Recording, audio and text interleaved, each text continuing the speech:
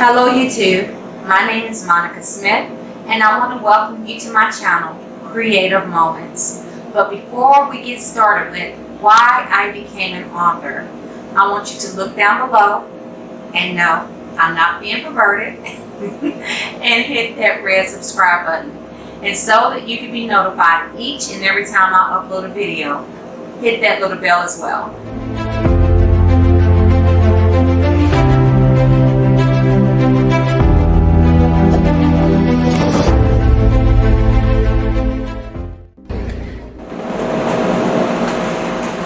Oh, I'm sorry. While y'all was watching that intro, I had to go and get me a drink. There is nothing like Kentucky bourbon. So, let's get into it. Why did I become a writer? Well, I've always wrote stories since I was a little girl. I never finished anything. Well, I won't say a little girl, since I was maybe in middle school. But I never finished anything. And it was something that I enjoyed doing. My father didn't have a lot of time for me, so I spent a lot of time writing. It was a great pastime. I will say that the first book that I read that motivated me was by Sister Soldier. And everybody who is into the reading world knows who Sister Soldier is. And she wrote the book, The Coldest Winter Ever. I was mesmerized. And actually, she is what jump-started me to reading on a regular. So, as I said, as a young teenager, I used to write. I kind of fell off there at the end of my teenage years because I was out having a good time. I was partying, drinking, and kicking it with the guys, having children. So, reading wasn't my top priority anymore, and neither was writing. But after I met my third husband, he knew that I liked to write. Matter of fact, he had found some old prehistoric story that I had wrote like maybe 2 or 3 years before him and I even got together. And it was just like one of those times that I was depressed. And like I said, it's like a good relaxation thing for me. So I just scribbled down this story. Now keep in mind, my husband doesn't read. If it's not Audible, or if it's not a car manual, or something to do with those woofer speakers, my husband doesn't read. So he's coming across this little story, which I still have today. I never went any farther with that. And he read it, and he was like, "You have a talent." I was like, "I don't believe it." So we kind of like played with that here and there. And moving forward, I started to go to school to get my LPN license. But, well, no, I take that back. It wasn't my LPN license. It was my RN. I was trying to get my RN, so I was doing like an English class.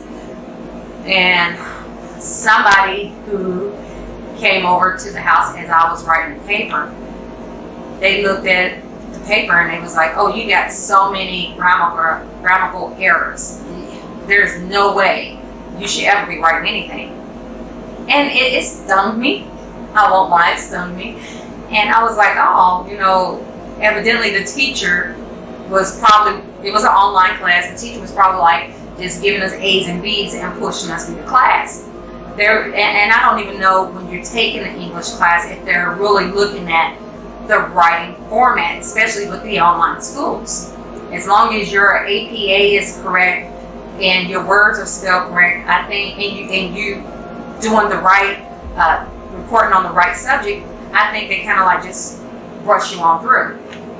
So, like I said, it kind of stunned me, and it kind of hurt my feelings a little bit. And I was like, my husband told me that I can write, and I know that my cousin who used to read a lot of my writing would say that I had pretty good ideas. So this person had made that comment, and they also made the comment, when we were talking about the errors that I had in my English paper, I was like, I was thinking about writing a book one day. And she was like, Monica, give it up. She's like, you're going to need a miracle to write a book. So, yeah, I don't like to be told what I can and cannot do. If you want me to do something, you tell me that it's not possible for me to do it. So, needless to say, I started writing. And I wasn't writing to get attention. I wasn't writing to get back at her or whatever. Yes, I was. Let me stop the line right there. Yes, I was. I was writing to get back at her. Because, as a matter of fact, she writes too. So, yes, that's when I put out that first little poetry book, because I was trying to get a feel for Kindle Unlimited.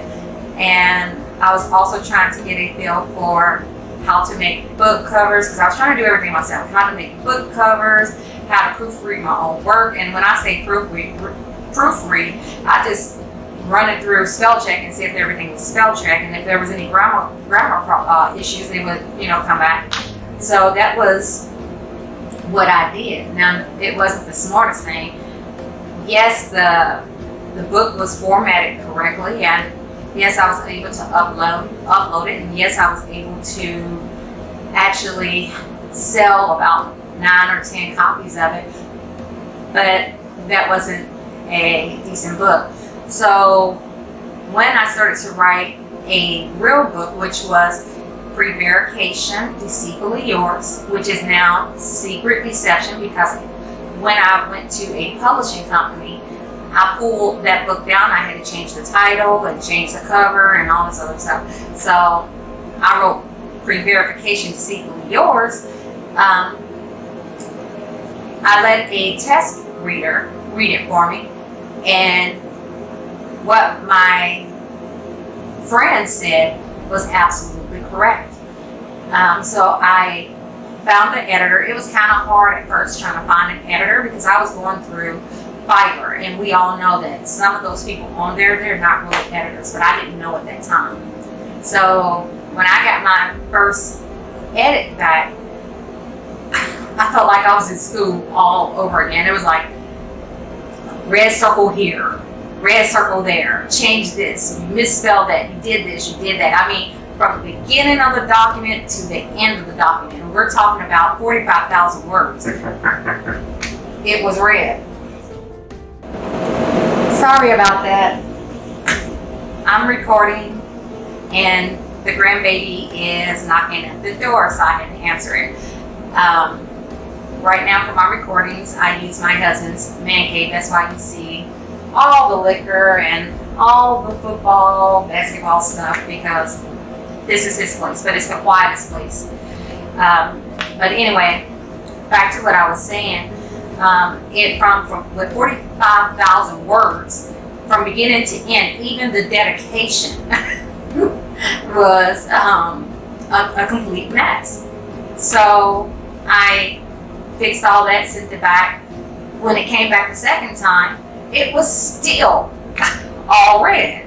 So I am not the greatest writer in the world. I'll be the first one to tell you.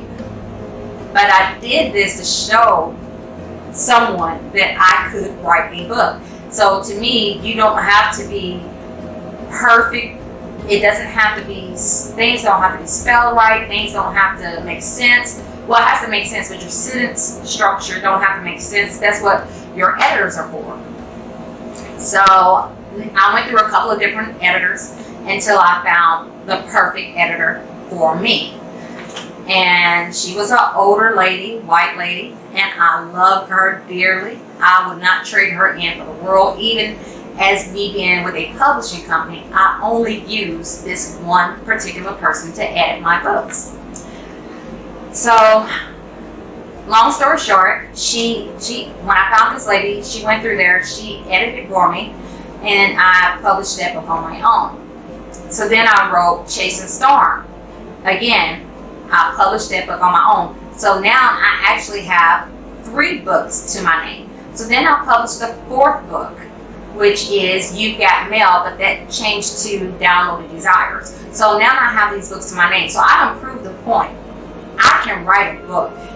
It may not look like a great book in the beginning because of all the mistakes that I made, but guess what? I can write a book. I proved my point.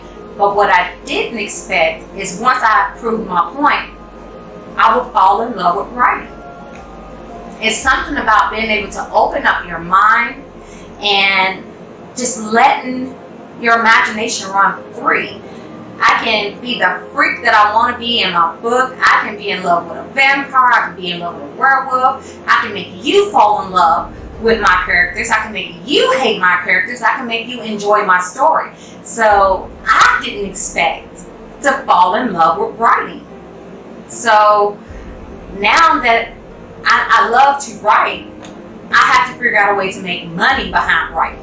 Because right now, at that point in time, I wasn't making hardly anything because I was trying to do everything myself. I was using Fiverr a lot for edits as well as making book covers. And some of those people, like I said, they are not legit and you're wasting your money. So I talked to somebody, I talked to my sister-in-law who is she writes street lit.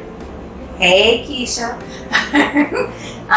She writes street lit, and I told her, I was like, hey, I've been sending out these inquiry letters to different publishing companies, and nobody's picking me up. Everybody's saying, hey, that's a great book, but we don't want it. So she was like, hey, look on Facebook. I'm like, on Facebook? She's like, yeah, there's a lot of Black publishing companies that are looking for new authors. So the first person I signed with was Natavia. I love Natavia. Paranormal Queen. Love Natavia. But she also writes street lit as well. So when I got with Natavia, I wrote my books, Sins of a Housewife 1, 2, and 3. That's when I felt like I was doing my thing, literally doing my thing, because I was right inside of my comfort zone. I love to write about sex. I am a sex addict. Me and sex, erotica, BDSM, all of us, we all agree, we're like best friends. We know each other on a personal level. So, yes, so I went with her, but my issue was her audience was catered to paranormal and street lit, which are the two things that she writes the best. I'm pretty sure Natavia writes other things, but it wasn't erotica, so her crowd didn't appeal to me, to my genre of writing. So I ended up signing. Well, I left Natavia, left her on good terms. Sweet person. If you're ever looking for a publisher, Soul Publications is one. So I left Natavia and I went to Major Keys Publications. And I kept telling my publisher there, I was like, hey, you know, even though this is not in my regular genre, I want to try a paranormal book. Who knew that that would be the best book I have ever written? I loved it. I loved writing paranormal just as much as I loved writing erotica. Give me a moment.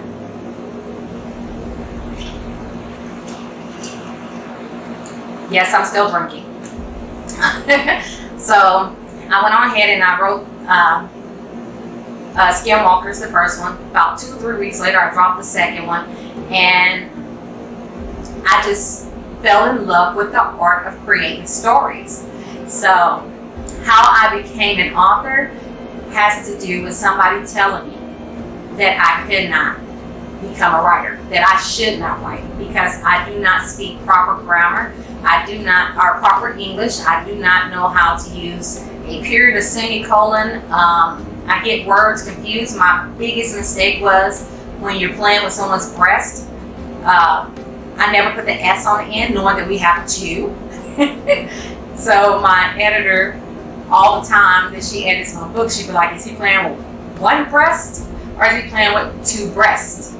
It's two of them. So I have to put an S on the end of it, but I never remember that. But I am happy that I started to write books. I enjoy writing books. I enjoy being an author. And that is my story.